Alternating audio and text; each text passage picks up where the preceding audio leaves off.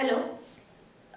मैं ये समझती हूँ कि आप सब लोग what is potential difference, what is current, what is resistance, ये सब कुछ जान चुके हो।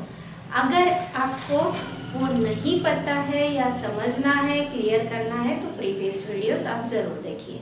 लेकिन अब इस वीडियो में हम समझने जा रहे हैं रेजिस्टेंसेस इन सीरीज। रेजिस्टर्स और रेजिस्टेंस ये क्या है? It is not the resistance, it is the resistors connected in series. अब रेजिस्टेंस और रेजिस्टर में क्या फर्क है?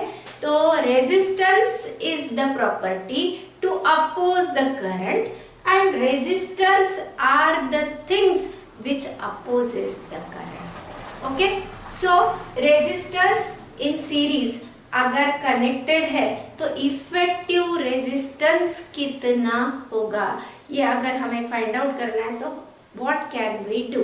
अब इसके लिए हम थोड़ा सा अलग टाइप से सोचेंगे, अलग टाइप का क्या करेंगे, हम अलग टाइप से उसकी स्टोरी बनाएंगे। एक छोटी सी स्टोरी बनाते हैं।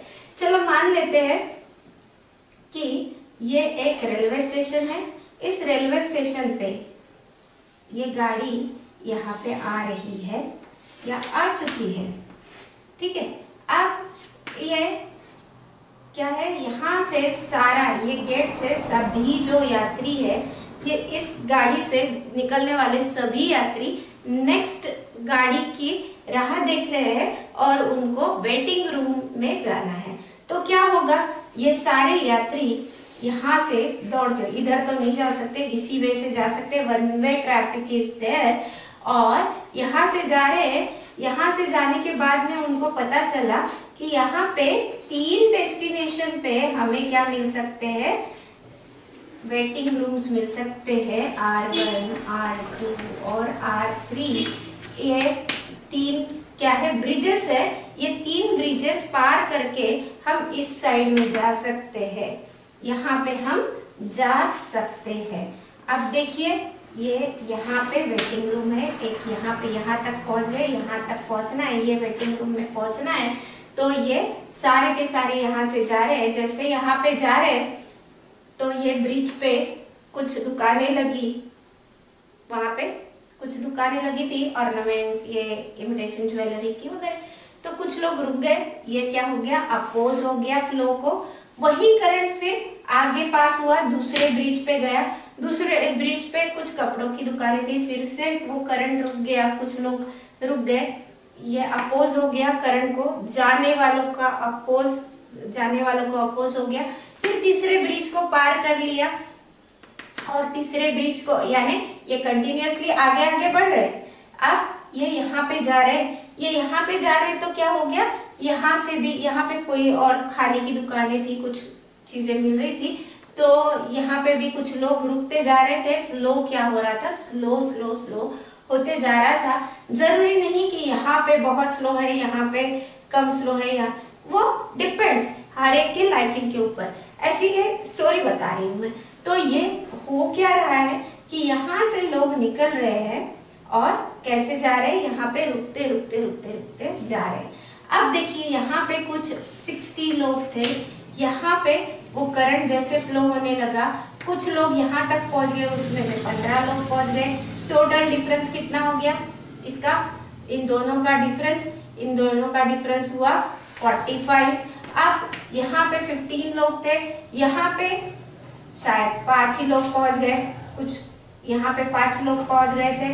तो यहाँ पे कितना डिफरेंस हो गया, यहाँ पे डिफरेंस हो गया से 10 का, यहाँ पे सिर्फ 1 ही था, तो इन दोनों में डिफरेंस हो गया 4 का।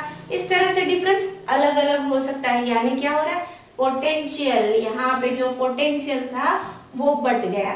ये बताने के लिए मैं आपको इतनी बड़ी स्टोरी बताई हूँ कि अगर सीरीज में, यानी एंड टू एंड, अगर हम रेजिस्टर्स कनेक्ट करते हैं, एंड टू एंड रेजिस्टर्स हम कनेक्ट करते हैं, एक का एंड दूसरे को, दूसरे का तीसरे को, और तीसरे का फिर से बैटरी को, अगर इस तरह से कनेक्ट कर रहे हैं तो उसको सीरीज कॉम्बिनेशन बोला जाता है। और ऐसे केस में क्या बढ़ जा रहा है, यहाँ पे पोटेंशियल डिफरेंस बट जा रहा है V1 V2 V3। इस तरह से टोटल पोटेंशियल डिफरेंस जो कि V था, ये दोनों के बीच में जो V ये टोटल पोटेंशियल डिफरेंस था, वो 3 में बट गया, V1 V2 V3 में बट गया और टोटल पोटेंशियल डिफरेंस है V। ये समझाने के लिए ये स्टोरी आपको इसलिए बताई। So let us derive the expression. अब ये एक्सप्रेशन क्या कहता है, ये मुझे लगता है मैं यहाँ पे आपको दिखेगा। I can write this V as equal to V1 plus V2 plus V3। अब ओहम्स लॉ क्या कहता है, ओहम्स लॉ कहता है V is equal to IR। So V is equal to IR। ये करंट यहाँ से बह रहा है, कितना करंट बह रहा है, मिली एम्पियर शो कर रहा है, ये पॉजिटिव, ये negative, positive to positive, negative to negative. So I current यहाँ से फ्लो हो रहा है, V is equal to I R. Total resistance R अगर है इन तीनों का मिलके, तो V is equal to I R के फॉर्म में लिख सकते हैं। V1 को लिख सकते हैं हम I, करंट तो सेम है, I R1, फिर I R2, फिर I R3, इस फॉर्म में लिख सकते हैं। This is using the Ohm's law.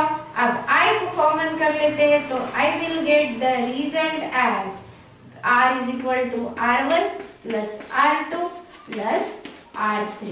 अब ये मैंने 3 रेजिस्टर्स के लिए किया, ऐसे आप n number of resistors series में लगा सकते हो। और effective resistance in series, this S denotes the resistors are connected in series, therefore it is RS।